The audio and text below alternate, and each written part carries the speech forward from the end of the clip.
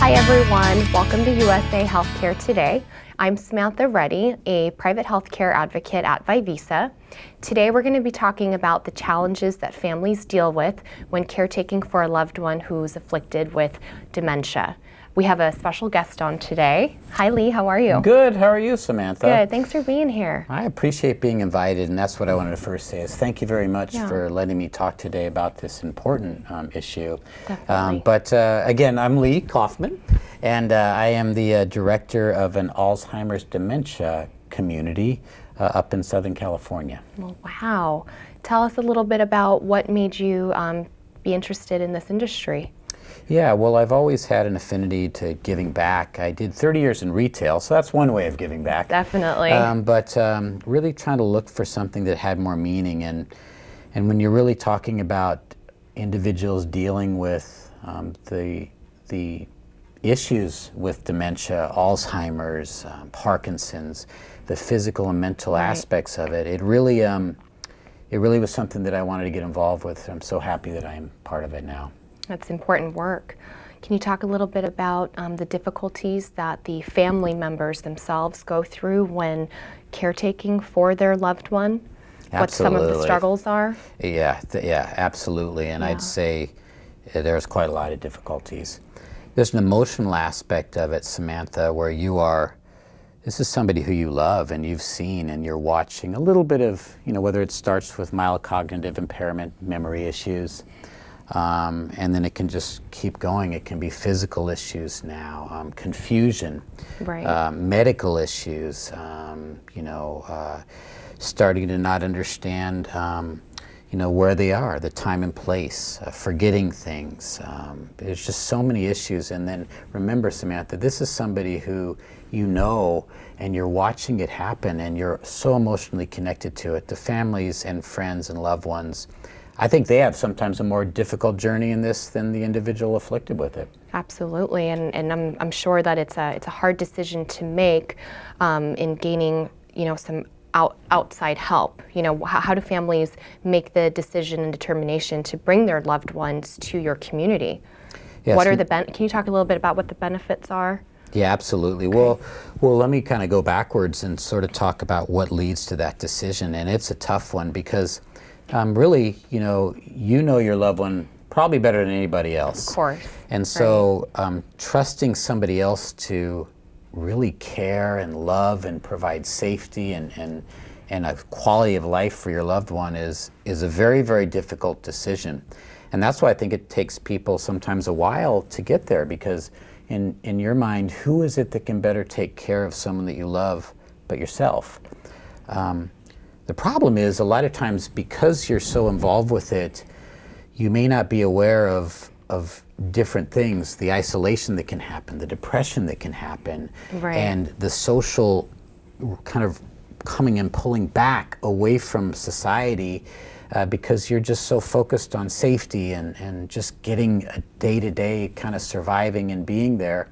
And it can be a really confusing spot, and it can really it can be tough on families, and they rely on people. They rely on physicians, and they rely on different people to help them make decisions, but sometimes they get lost in it too, Samantha. Right, so not only is it difficult as far as the emotional aspect of caretaking for their loved one, but there's also an organizational aspect of the caretaking, right?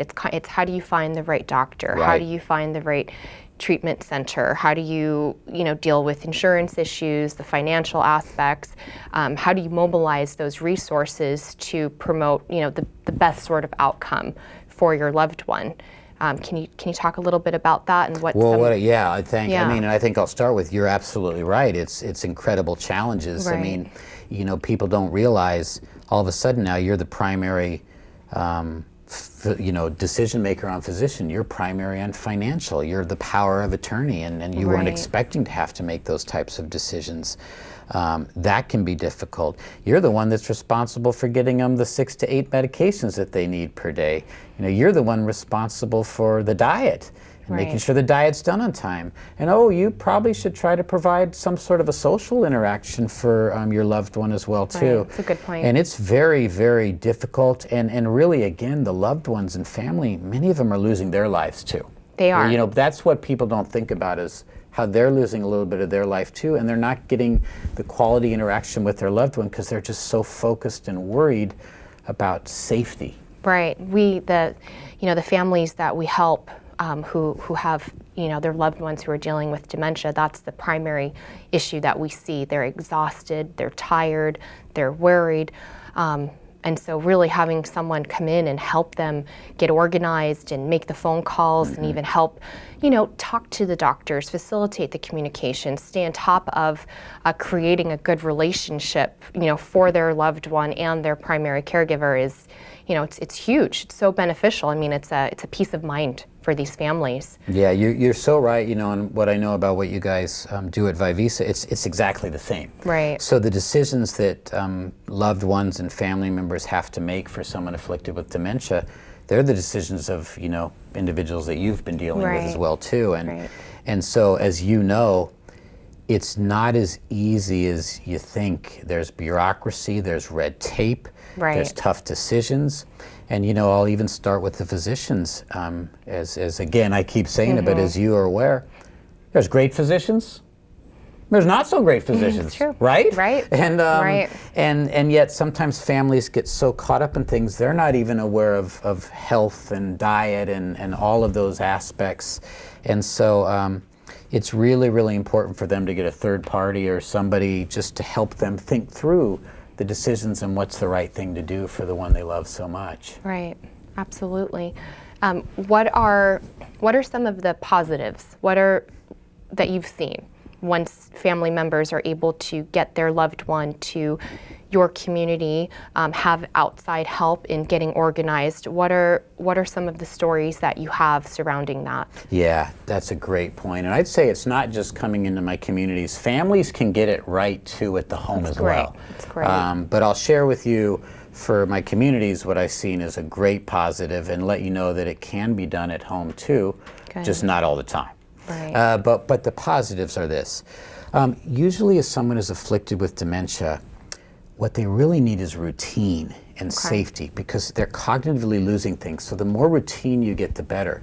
But when your routine is enriched with life-enriching experiences, we have something at my community called gratitude. Every morning we wake up, we talk about being gracious of the day. We talk about what's going on historically the day, in the news, whose birthday it is today. We listen to music. We do chair yoga. Sounds like fun. Yeah, we have, but it's every day it's the same thing in Right. that morning, because that routine matters. That routine causes internal gratitude and safety, and then joy. Right. And so, in answer to your question, what I've seen is residents that come in with fear and apprehension, and after a week to 2 weeks feel not only safe but feel alive, and they're getting to experience things what a beautiful before, gift. right? Yeah, it is really a beautiful is. gift. Yeah. And then the secondary piece is the family members and loved ones are coming in, and now you know what they get to do?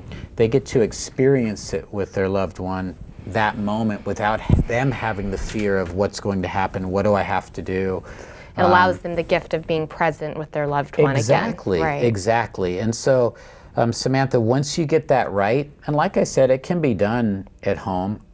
It's difficult, but it takes a village. It definitely can be does. done at home, but in a community, when it's done right, it's an amazing experience as well too. Well, wonderful. Well, Lee, I just wanted to thank you so much for sharing your insights and experiences, and just thank you. We hope to have you on again.